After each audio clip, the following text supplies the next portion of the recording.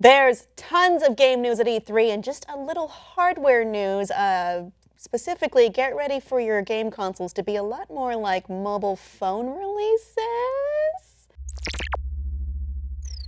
All right, what I mean by that is a little something that we are looking at for Scorpio, Project Scorpio. It's probably gonna be called something else, because I remember when they called Microsoft called Kinect, what was it, Project Nascence or Nutalis. Anyway, it'll be called something else. But this is their new kind of Xbox 1.5, sorta. And it's to go along, I think, with Sony's PlayStation Neo, which is PlayStation 4.5 essentially.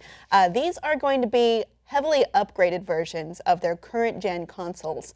And by that I mean it's not a completely new console release. It's not next gen yet. It's still current, but an upgrade. So what I said off the top about mobile phones, think of this as, you know how we have the iPhone 6 and the iPhone 6S? This is an S here. This is the upgrade year. So when we're looking specifically at Project Scorpio, the new slimmer Xbox One, so it will be smaller, but it also is much more powerful. It has a 6 teraflop GPU and 8-core processor, but all of your accessories, all of your games will still, for Xbox One, will still work on the Scorpio. Great. So yeah, it's basically a very big power upgrade to the Xbox One.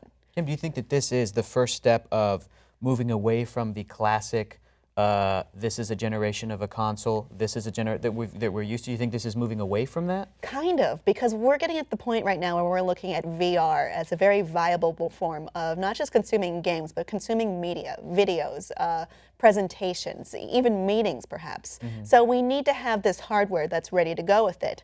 I think what this is more in response to as a whole, when we're looking at Sony and Microsoft game consoles, is to the PC, which is constantly upgradable. That's one thing that people always say, right. You know, this is why I have a PC, because I can always upgrade it. I can always make it more powerful. You're stuck with that.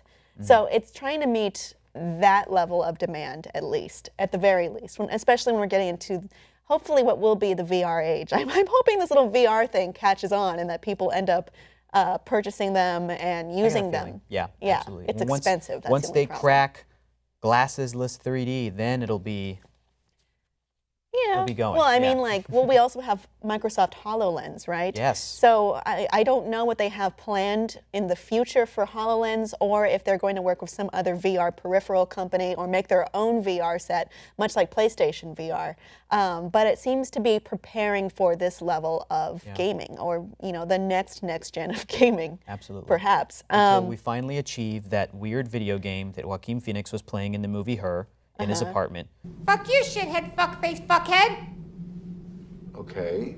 With just that little dude. Right. I just want to play that. I just want to play that as soon as possible, whatever that was. Well, that's more like Star Trek and Hollow Room. Exactly. Type thing. We're getting there. One day. I remember there were some attempts to use the Kinect to do something like that.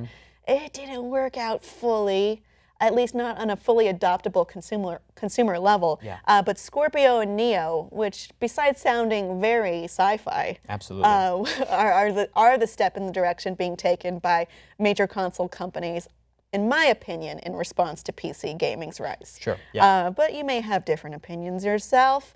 Audience, what do you think of Project Scorpio, PlayStation Neo? Would you want these? I'm guessing most of you are going to say PC Master Race, and you're going to think you're so clever. We'll go ahead and do it below in the comments, and please like and subscribe for more.